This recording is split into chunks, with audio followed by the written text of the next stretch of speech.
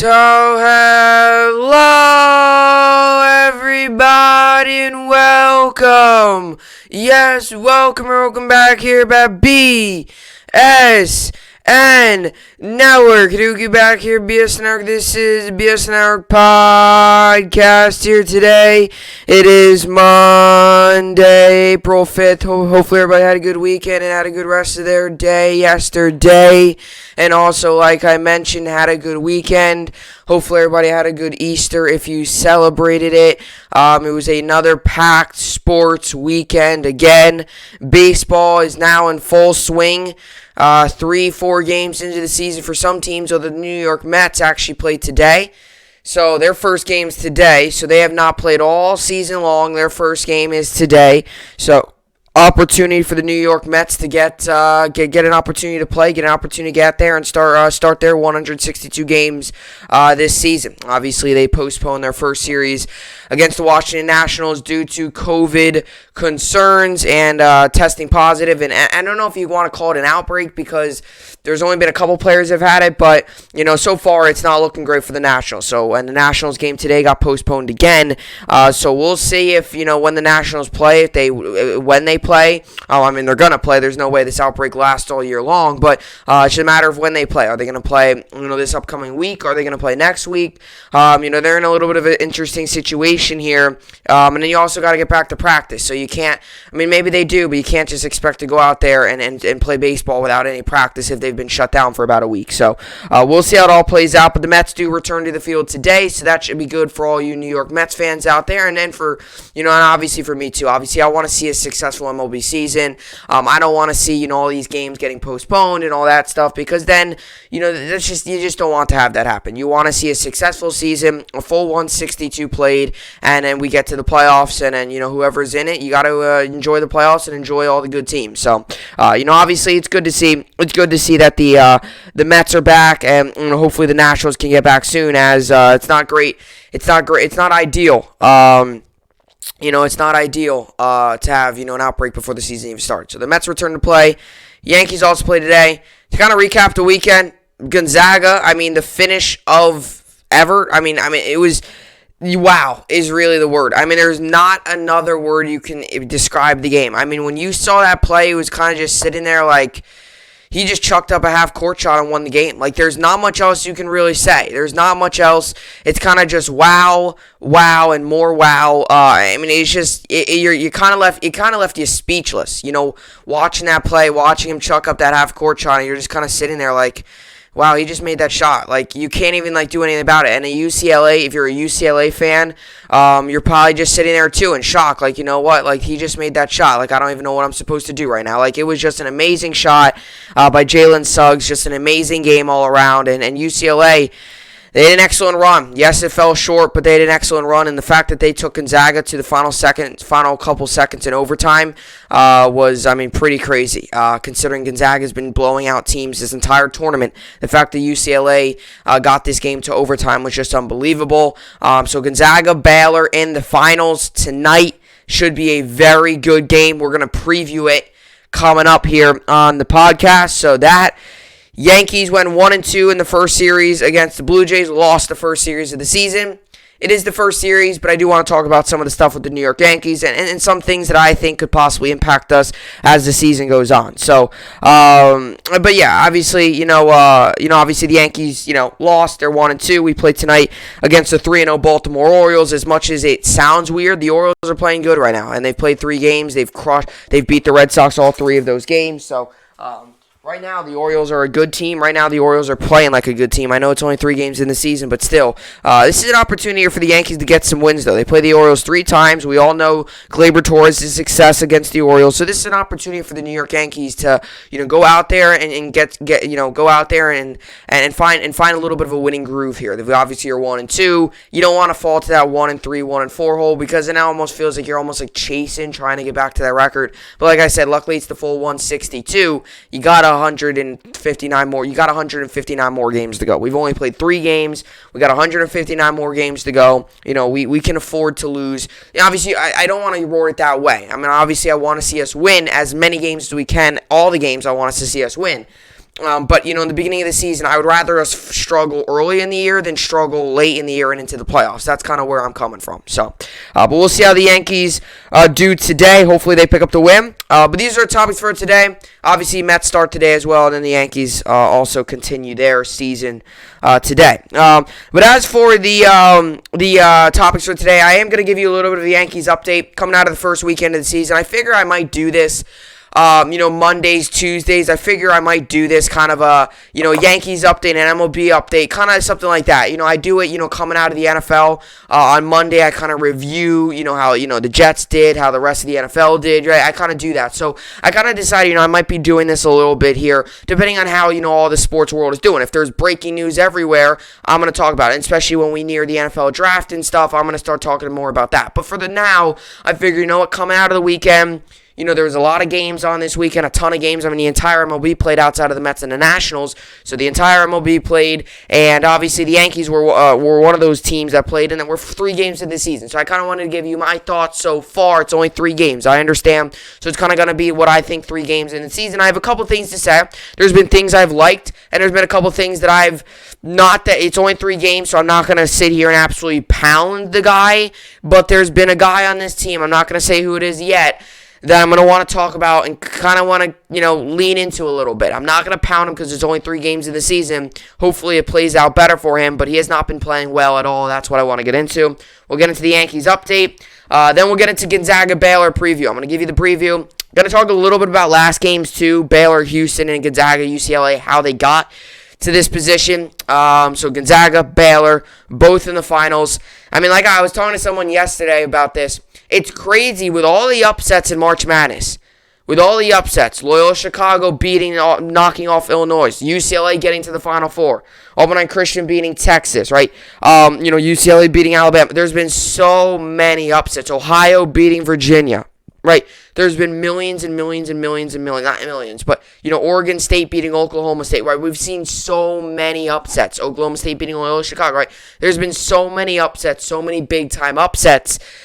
It's crazy that still 2 number 1 seeds are in the finals. And I find that pretty crazy, considering with all the upsets, you would think it would be like a 3 seed and like a 6 seed, or a 3 seed and like a 2 seed. Not 2 1 seeds that were projected to make it anyway. So it is pretty crazy that with all the upsets, we're still getting number 1 and number 1 battling it out. So obviously Baylor and Gonzaga have done their job. They have not gotten upset. They are now sitting here in the finals. That game is tonight. The finals of college basketball, March Madness. It's crazy that the March Madness is almost over already. It really is. It's crazy how it started. It's crazy how I feel like it just started and now it's already coming to an end. So, but hey, we got the big hoorah tonight. Obviously, the big game. Obviously, we'll see a lot of good action. So, I'm hoping for a good game. Hopefully, you are as well. Gonzaga, Baylor, we'll get into that. Then we'll get into the New York sports update, finish it all off. I'm going to talk about the Yankees, my first topic, so I'll talk a little bit about the Yankees. To kind of give you my pick for tonight's against the Orioles as Monty takes the hill, his first start of the season. And then we'll get into, the rest. Nets played today. They lost yesterday. They played today. Rangers took a terrible loss on Saturday to the Sabres. We have a day off. We had a day off yesterday. I have a day off today. So 2 days off. Then we play tomorrow as well. So hopefully the Rangers can get back on track after a brutal loss against Sabres. We're losing to the worst team in the NHL. It's just not good. Just not good. So hopefully we can turn it around. The Nets played today against the Knicks. We lost yesterday. It was just a tough game. The Bulls got hot. You really can't do much about it. They were on fire from 3. They were on fire from 3, fire from mid-range. They all around. They were just shooting well. And it wasn't that the Nets weren't playing good defense. It's just the fact that they were just making shots. Even if the Nets got into their face and got into, and even if the Nets zone didn't bust or man didn't bust, they were making shots. So the Bulls just had a hot day shooting. They out-rebounded us. I believe so. Vucevic got a lot of rebounds. So the Nets just got outplayed. Bulls won the game. The Bulls won the game. They beat them. They were just a better team. So obviously we'll get into that. Then the Yankees and Mets also play today. Hopefully the Yankees get back onto the winning category today against the Baltimore Orioles as they open up a 3-game set before they head down to Tampa for their first road series of the season. So with all that being said, this is the BSN podcast, and let's get right into it. So the New York Yankees this season are so far 1-2. And obviously, opening day, has officially started. Opening weekend has started. Teams in the MLB have started to play. So let's first off, before we do anything, let's just take a look at the standings first of all. And I just want to show you how 3 games is such a small sample size to judge teams. I'm going to give you the division winners of each division. The AL East is the Baltimore Orioles. AL Central is the Detroit Tigers. Although technically it's the Tigers and the Royals, but right now it's the Tigers. AL West, it's the Astros. I'm not too sure. I mean, not many people are surprised at that. But let's look at this. The A's are the worst. The A's currently hold the worst record in the MLB at 0-4. So the AL West is the Cheaters. The NL East is the Phillies. The NL Central is the Cubs. The NL West is the Dodgers. No surprise there. But let's look at some of the surprising ones. Phillies are kind of surprised. I mean, they're a good team, but the Nationals haven't even played. The Mets haven't played. And the Braves, that's surprising. They're 0-3. The Braves are 0-3. A lot of people think the Braves might go to the World Series, which I very well think is possible. They're 0-3. The A's are 0-4. A team who I had in my power rankings. They're 0-4. The Astros, the Cheaters, are 4-0. The Angels are 3-1. And they played the White Sox, who are now 1-3. So there has been so many odd things. The Orioles are 3-0. That's the part that just gets me. And then the Pirates too. The Pirates are 1-2, but they're not last in their division. So that's the part that gets me. The fact that the Baltimore Orioles are 3-0. So I'm going to talk about the Yankees. I'm going to talk about their 3 games. But I just want to make this clear. 3 games of the season is such a small sample size. It is so small. When we get to the 80, 90, 100, 110th game of the season, no one's going to be talking about the Yankees 3 games into the year. So it's such a small sample size. The Orioles are 3-0. I would still put money on it that they're not going to make the playoffs. I would still put money on it that they're going to be a 50-60 win team. How do I know that? Because they're going through a rebuild. They're not all of a sudden just going to have a great year. They're a young team. They're still learning. They're still growing. They don't have a true ace, although John Means did pitch good against the Red Sox, but I don't know if you can consider him a true ace. You also got to put into the perspective that the Orioles went up against another rebuilding team in the Boston Red Sox. And I don't want to sit here and make that as an excuse. Because an MLB team, you're an MLB team, you obviously got MLB skill up there. But the Orioles did beat a rebuilding team. Well, I want to see what the Orioles do against a really good team, like the Yankees in this case, or a team, if they get out, like the Rays, the Blue Jays, if you want to stay in the AL East. So 3 games is such a small sample size. But there have been some things, right? You can kind of tell. First 10 games of the season usually is a good, all right, this guy's off to a good start, this guy's off. 2 games into the year, you can't say if this guy's off to a good start or a bad start because it's 2 games into the season. You could go 1 for 8 in your first 2 games, but then the next 5 games go, 5 for 10 and bat 500, right? Something like that. So you can't judge the first game. The first game you got to completely throw out. You got to throw out the first game. You cannot possibly sit here and think that the first game is big, big time. He went 0 for 5. He's terrible, having a down year. It's 1 game. You got 160 to go. But one thing I've noticed with the New York Yankees here, the pitching so far has been relatively good. And I know Herman struggled yesterday. He did. I'm not going to sit here and say that he didn't. He struggled yesterday. He got off to a good start. His stuff looked good. He got off to a good start. He ran into a little bit of a rough patch, the second inning or something? He let up 3 home runs. Although the Yankees can't seem to contain Randall Grichuk either. He's got 15 home runs. He's the most for a player active, I think, against the Yankees or something like that. He's got 15 home runs against the Yankees, so he hit another one yesterday. So there's a guy, for some reason, the Yankees can't stop Randall Grichuk, and the Yankees can't stop Danny Jansen, and that's not just this series. Actually, Danny Jansen didn't have a good season. Didn't have a good series. The catcher for the Toronto Blue Jays. So far for the New York Yankees, the pitching has looked good. And I know it's only 3 games, and we still got 159 to go. I understand that. But still, the pitching has looked good, and that's been one of the big parts. After Cole, who's it going to be that's going to step up? And I understand Herman struggled yesterday, but Cole pitched well the first game. Got no run support. Cole pitched well the first game. Kluber, I know he only went 4+ innings, but he still struggled. Or not still struggled. He still pitched good. I know on paper it might look like only 4 innings. It might look like he struggled a little bit. But they did have him on a pitch count. If we're in the middle of the season and he's pitching, he probably would have been able to go another inning. So he probably would have been able to finish 5 innings because he would have been in that 80-85 pitch range. Maybe would have been able to stretch across 1 more inning. But he was only at 70-75 pitches, and Boone wanted to take him out. He could have very well thrown 15 more, 20 more pitches during the regular season as we get deeper into the season. But you also got to realize this is a guy coming off of shoulder surgery. And that's another thing, too.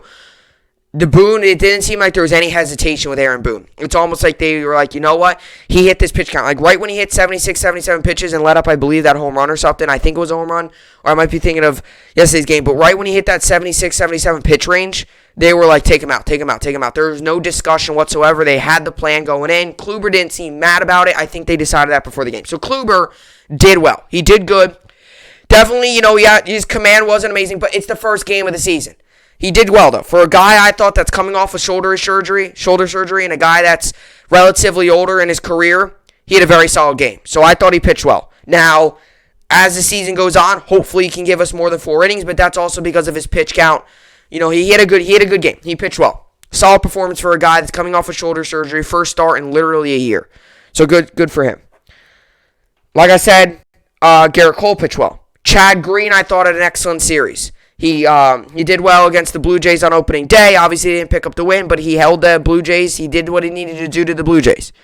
And in the second game, he got the 4-out save. So he did his job there. He got the 1 out of the inning and then got the 3 extra outs. So he did have the 4-out save. He did everything he's needed to do. Chad Green's looked good through the first 2 games. We get to yesterday's game. Domingo Germán struggled.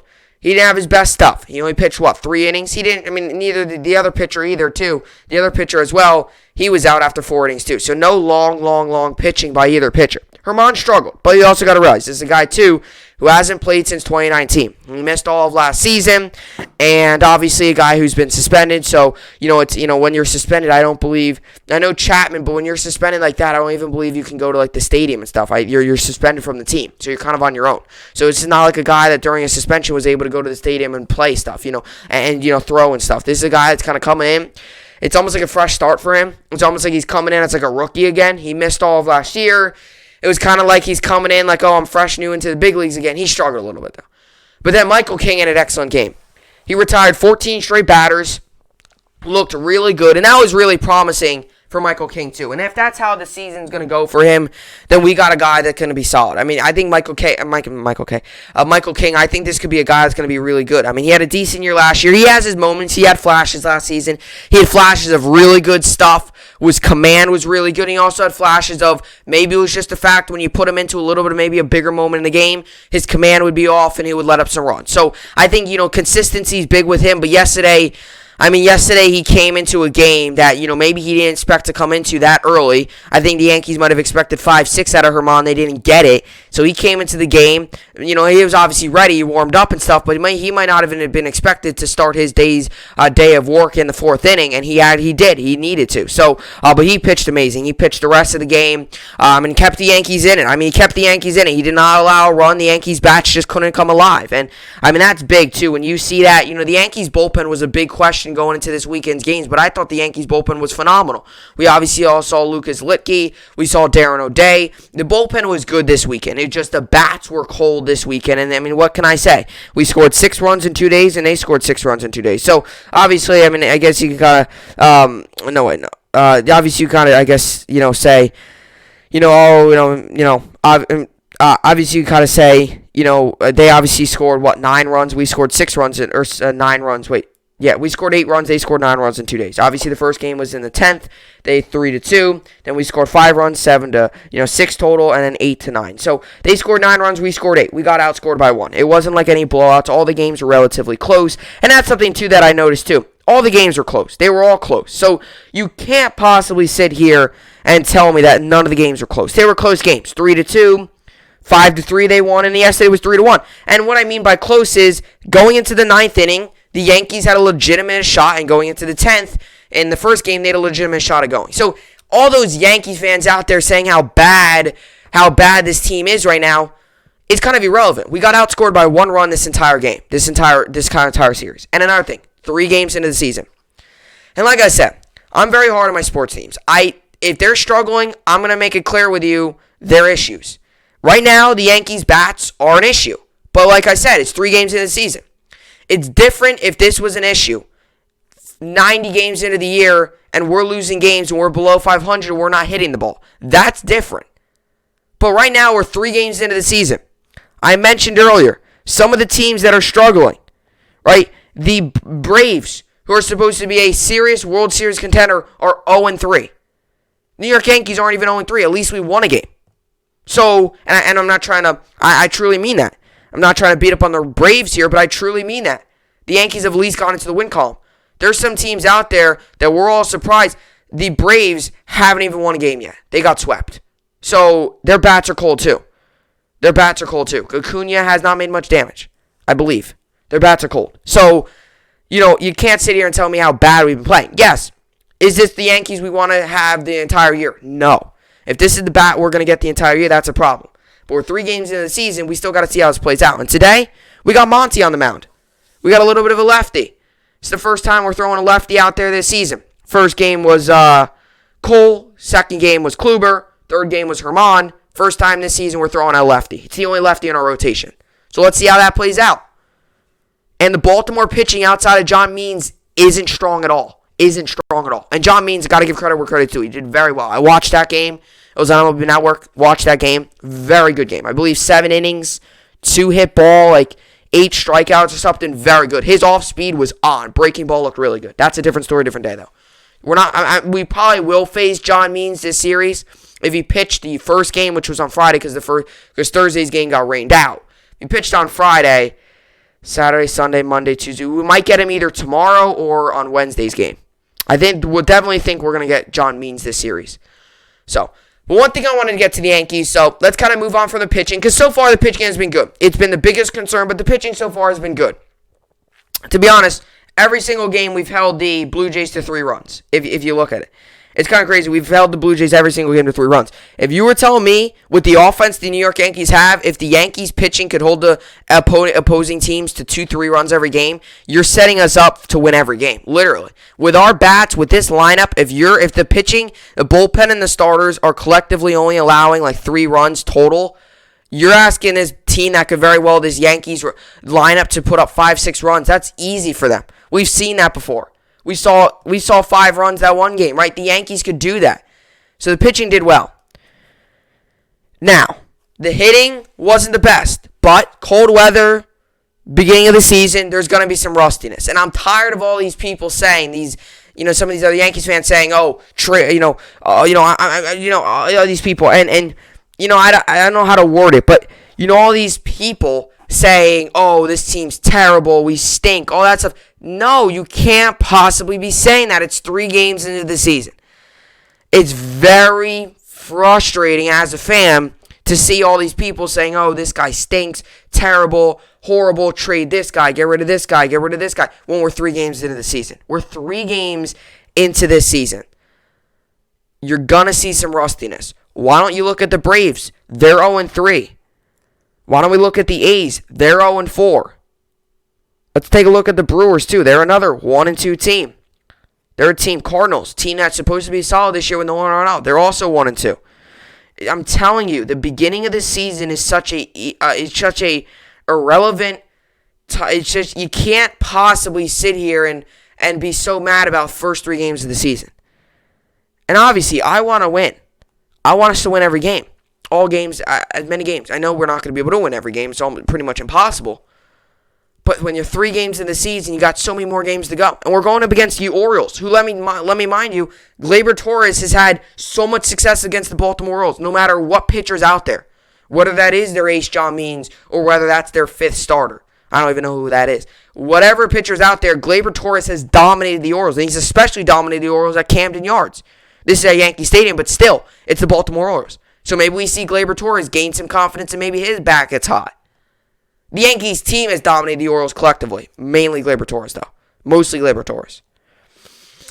But one thing I want to get to the New York Yankees, 24 minutes here into the pod, 5 minutes on this topic, then we'll get over to Gonzaga Baylor. One thing I want to get with the New York Yankees hitting here. Like I said, pitching has been good. One thing I want to get to the New York Yankees hitting here is Aaron Hicks. And I mentioned this earlier. This was the guy I was saying is a little bit of a concern.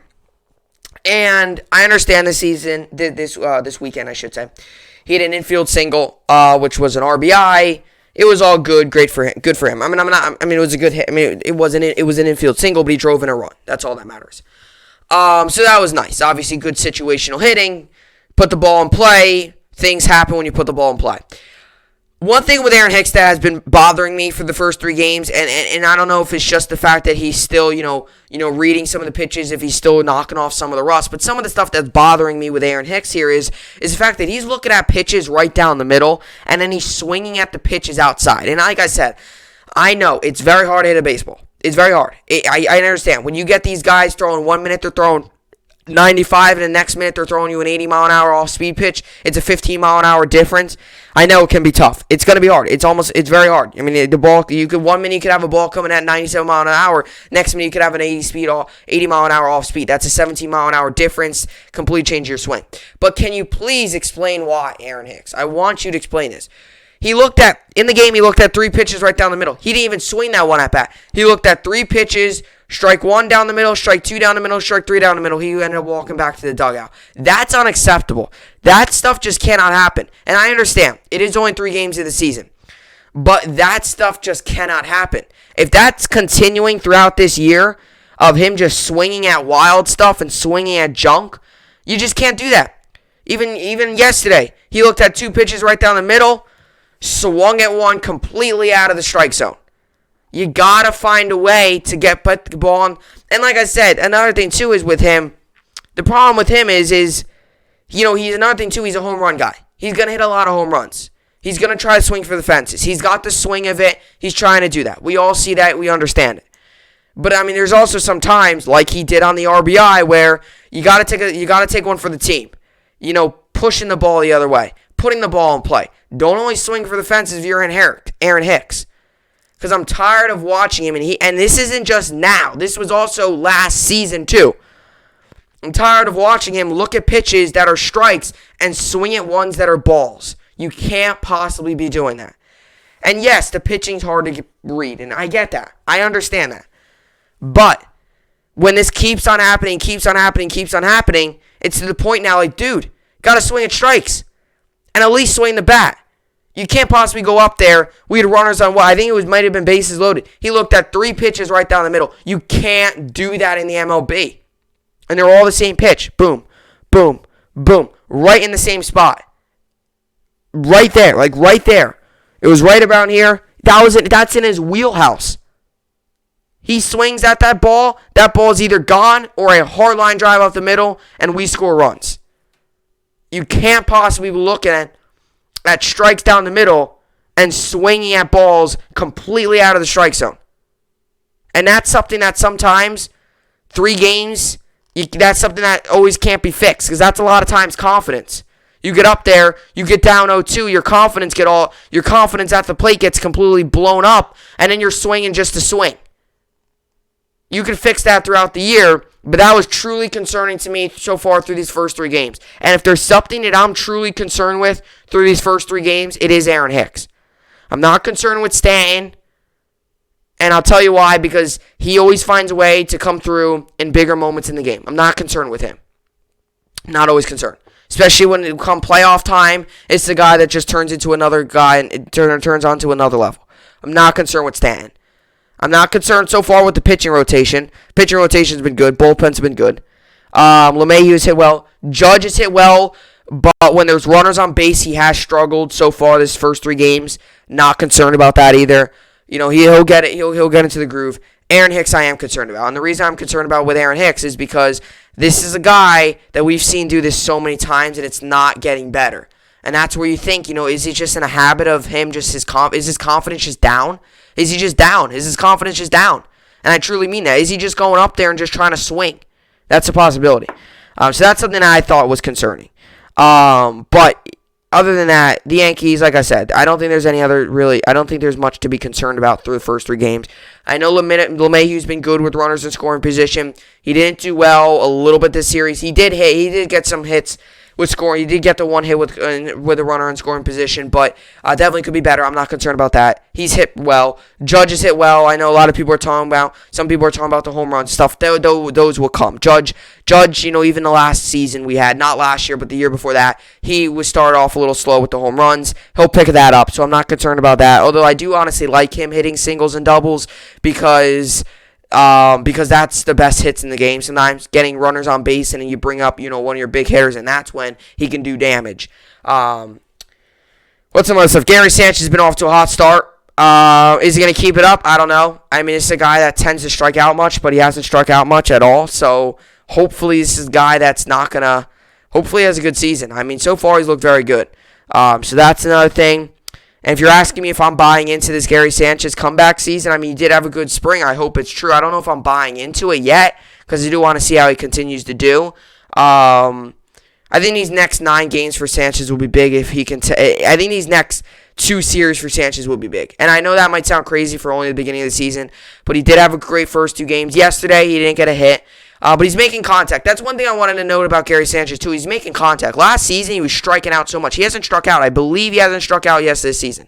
I could look at my book because I did the game on Saturday. I did the book for the game on Saturday. Yesterday, I just watched it. And obviously Thursday I just watched the game as well. But I did the book for the game on Saturday, which is, the book, singles, doubles, how the guys do the game. I can look at it again. I believe Gary Sanchez has not struck out yet this year. And I could be wrong. You could correct me if I'm wrong. But I believe he has not struck out yet this year. I'm almost certain, actually. Let's just look here. Box score. First game of the season, he did not strike out. Second game of the season, he did not strike out. And yesterday, he didn't strike out either. He went 0 for 4, but he didn't strike out. Oh, yes, he did. He did strike out. Yes, he did. He did strike out. It was the final at bat. It was the, I believe, was it the,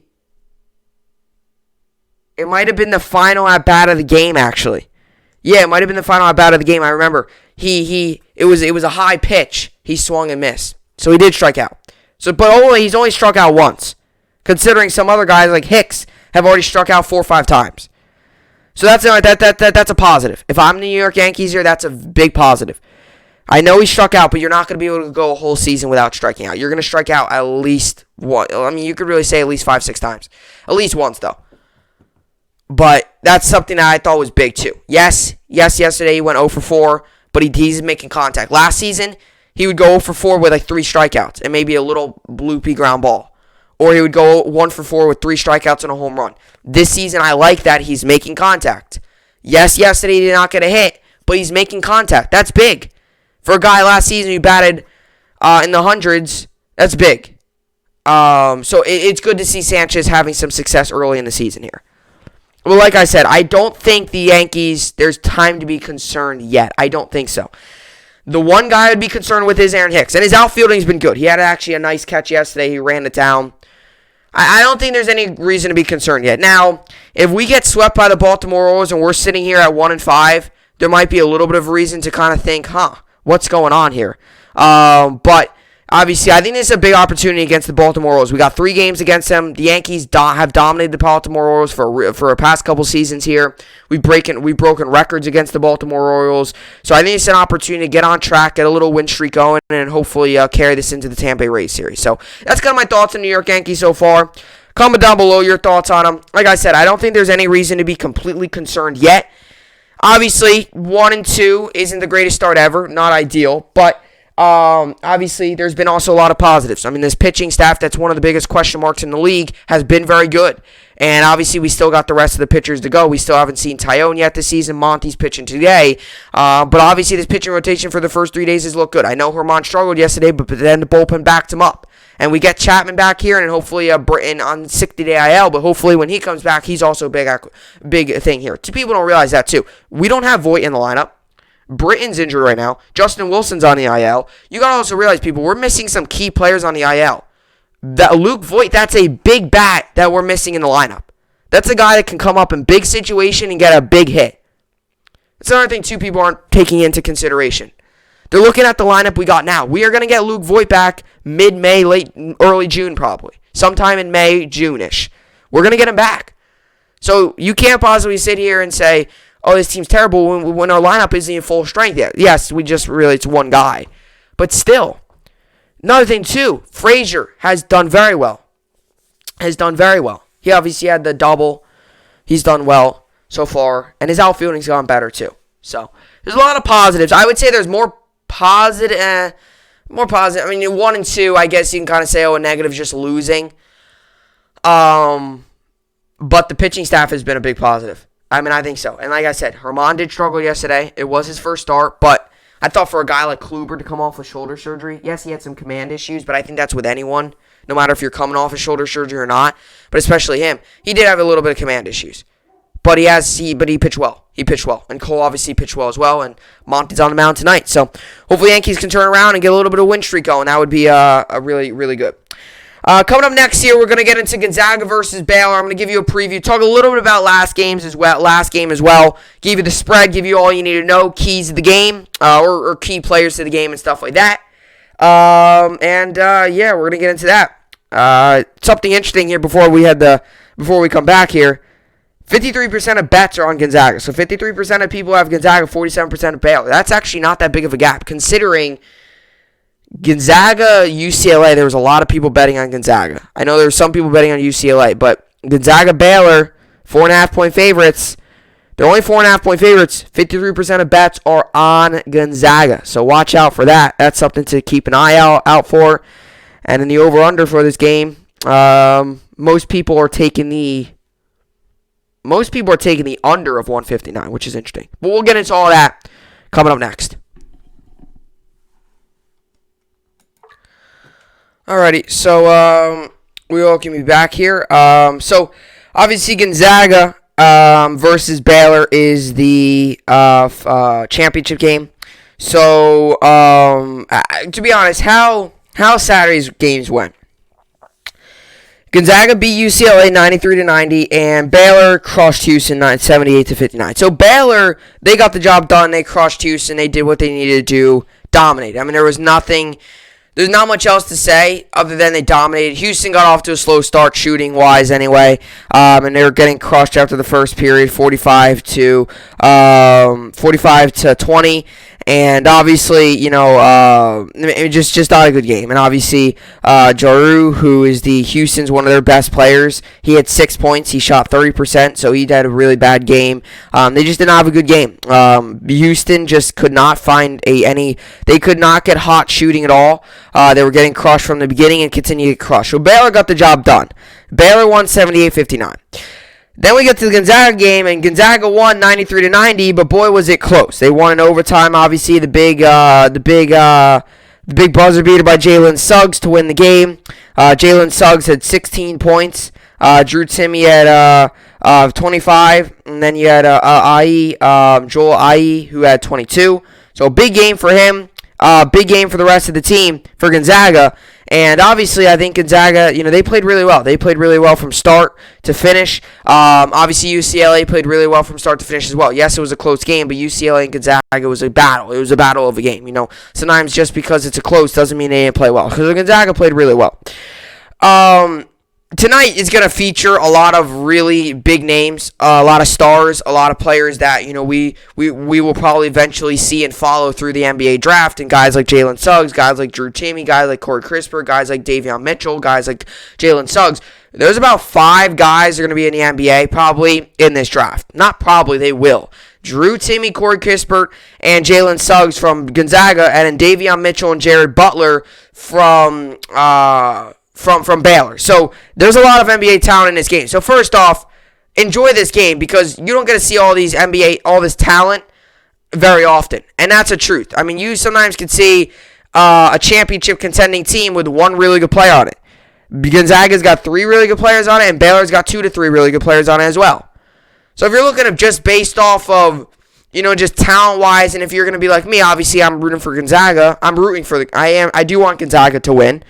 As I picked them in my bracket to win it all, so that would be pretty cool to get it right. So I do want Gonzaga to win, but I am going to be watching this game from a point of view of, this is going to be a fun game. Like, this is going to be an NBA talent. Jalen Suggs is probably going to get picked top 3, top 5 in the NBA draft. Jared Butler, Davion Mitchell, Drew Timme, Corey Kispert, all of them will also get drafted, right? There's a lot going. There's a lot of NBA talent. There's a lot of really good players in this game. So not only no matter who you're rooting for, whether that's Gonzaga or Baylor or you don't care, just enjoy the fact that there's going to be 5 guys out there tonight that are going to be NBA talent, NBA ready guys, and even 2 guys like Joel Ayi, and Nembhard and guys like that. They're still young. They still got time to grow. There's still very well possibility that they do well. And also, it's going to be a really really good game. It's going to be a really good game. I mean, you got Davion Mitchell and Jared Butler, who usually lead the way for, Baylor. And you got Jalen Suggs and, Drew Timme, I would say, usually lead the way. Corey Kispert's very good as well. But Timmy's just been dominant. He's got 25 points. He's been so dominant. So, so right now, the line opens up as 4.5-point favorites. Now, I don't foresee the line changing. I think it's going to be like a 4, 5, 6-point game. And I truly mean that. I don't think this is going to be a game that's going to be a 25-point game. I don't think this is going to be a game that's going to be, a 25-point game, 16. Hopefully it's not. I'm hoping for a good game. I know, I'm obviously rooting for Gonzaga, but I'm also rooting for a good game. I don't want this game to be over after the first half. I don't want Gonzaga to be winning by 60 after the first half. I do want a good game. Obviously, I want a good game. I want a close game, and I think a game like UCLA would be a lot of fun. Again, I think that would be fun. I think that would be pretty fun to have a game like that. So I'm rooting for a good game. I'm hoping for a good game, and I think we will get a good game today. I think we will, just because it's just two evenly matched teams, two number one seeds, two teams that were projected to get here. They're here. I mean, there's not much surprise in this game, and that I found so surprising too is the fact that there's so much upsets in this March Madness. There's been so many upsets. And the fact that we are sitting here talking about two number one seeds in the finals, it's kind of odd considering with all the upsets we thought it was going to be a massive shakeup that the final was going to consist of two random teams that we had no one expected. So right now the spread opens at Gonzaga versus Baylor. Gonzaga comes into this game 4.5-point favorites. The over/under is 159. Right now that's the case. This game comes on today, 9:20 p.m. Eastern Standard Time on CBS. So this game's on CBS. 9:20 means like 9:30 probably because you got to do introductions, the commercials, all that stuff. So like 9:30, 9:35, 9:40-ish will probably be the game, which is good. It's good. So right when the Yankees game's ending, because the Yankees game 6:30 to 9:30 is right when Gonzaga will be starting up. So that's good. Let's look at some of the odds here, because I find this interesting. So, Gonzaga, 53% of bets are on Gonzaga. Now, the opened at 5-point favorites Gonzaga. It is now switched to 4.5. Total points, the under is winning. There's 53% of people are betting the under. It opened at 160 points. It is now dropped to 159. 40. Okay, so most people are betting, it looks like, are going for Gonzaga. 53% of people think Gonzaga will win this game. 47% of people think Baylor will win this game. So 53% of people think Gonzaga will win this game. And it opened at 5-point favorites. Gonzaga is now 4.5, which is interesting because now they're lower. The game goes on today, obviously, at Lucas Oil Stadium in Indianapolis. And yeah, regular season, Baylor was 21-0, 21-1. Regular season, Gonzaga was 24-0. Gonzaga's 31-0 now. Gonzaga's 31-0. They win tonight. They complete the 32-0 season. There's another thing special, too. You don't get to see a team this good go 32-0. You don't know how difficult it is to go 32-0 and how difficult it is to be this good. We're witnessing stuff that happens not often. I mean, the last team to do it, I forget. I know Kentucky went to the finals 31-0. We were one game away. We lost to Wisconsin. We were in the championship 31-0. We ended up losing. We were one game away. That we were. If we won that game, we would have completed it. So we went 31-1. But Gonzaga, they're 31-0 right now. If they win today, they're 32-0. This is something we haven't seen in a really long time. There's only been like 4 or 5 teams to ever do it. So it's special to see this.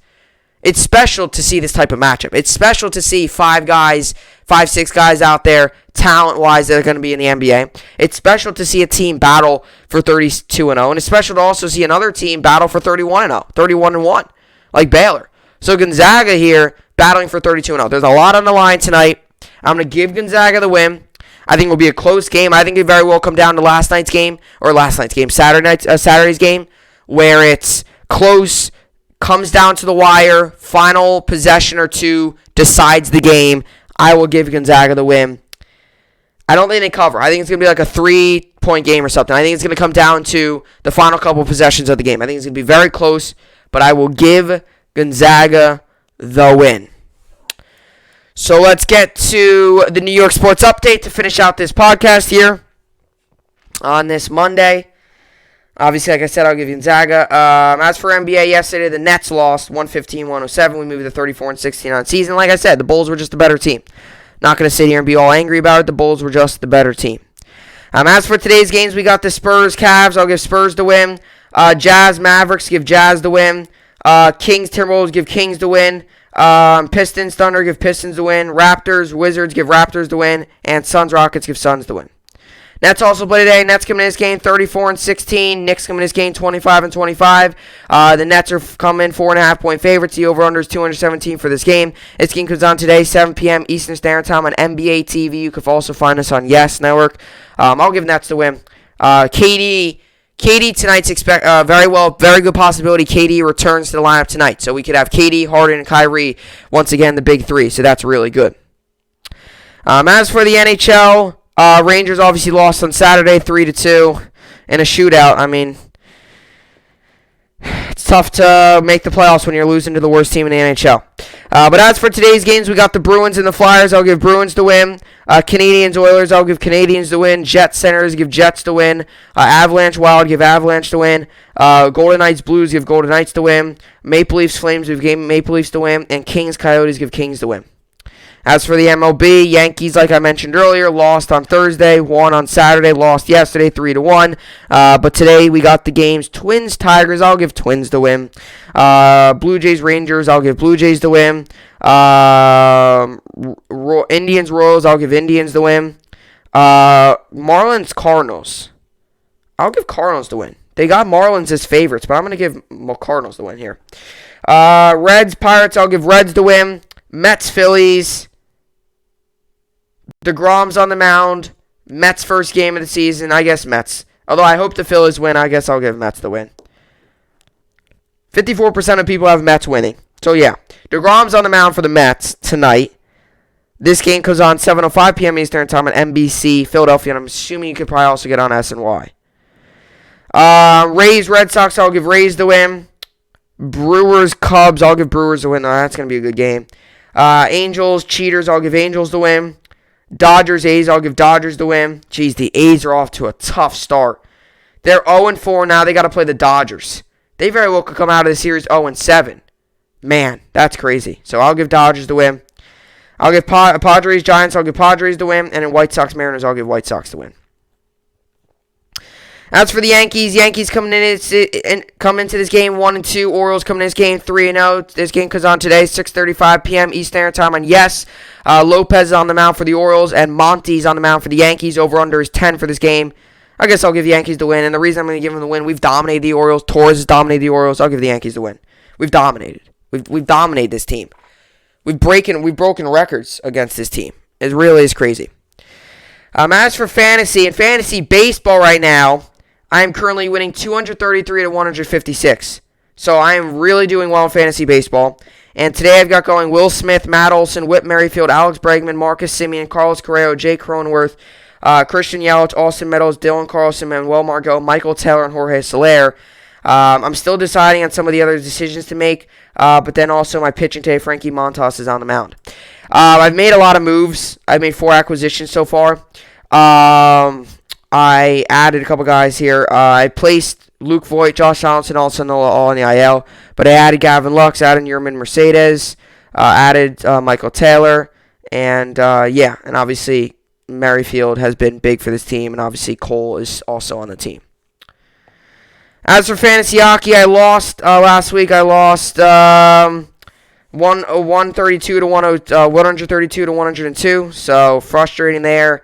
Got to find a way to bounce back here. This is the final regular season matchup of the season in fantasy hockey before we head to playoffs. So today I've got going on says Kopitar, Johnny Gadouet, Braden Shen, Nicola Ehlers, Ryan Nugent-Hopkins, David Perron, Jeff Peachy, Shea Theodore, Shea Weber, Jacob Scheistrom, Justin Falk, and then I got Adam Larson, and then my goalie is Cam Talbot. I picked him up as well. And as for fantasy basketball, I lost in fantasy basketball.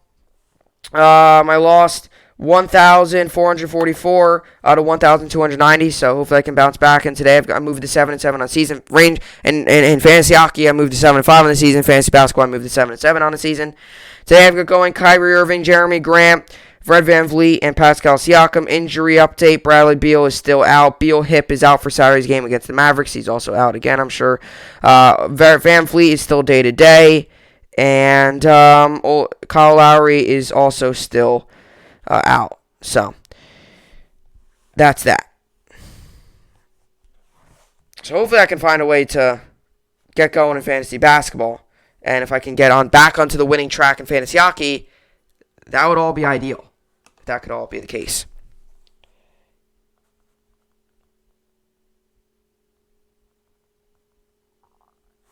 So hopefully I get back on track in those leagues, especially with fantasy hockey, heading into especially with fantasy hockey heading into playoffs for fantasy hockey. You always want to go in there go playing well. I got no trades to do in fantasy hockey, though, I don't think. My team's relatively pretty solid. I mean, I'm 7-5 this season, so hopefully I can, get going here. Hopefully I can get going, and I'm just hoping that I can get going. So, that's obviously the goal. We'll see how it all plays out. Obviously, fantasy hockey is definitely, it's been fun. Fantasy hockey's been a lot of fun, so definitely we'll do that next season as well.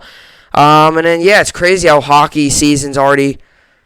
It's crazy how quick hockey season is gone. I mean, it's only, what? We're only, 56 games this season? We've only got, 20 or so games left. So, it's crazy how quick hockey season is gone. But we're nearing playoffs already. Same thing with NBA season. We're nearing playoffs. So, and baseball season just starting up. So, a lot of good sports coming up here. And, with all that being said, that will do it for the podcast here today. Hopefully you all enjoyed it. I will see you all back here tomorrow. Hope you enjoyed it, and thanks for watching.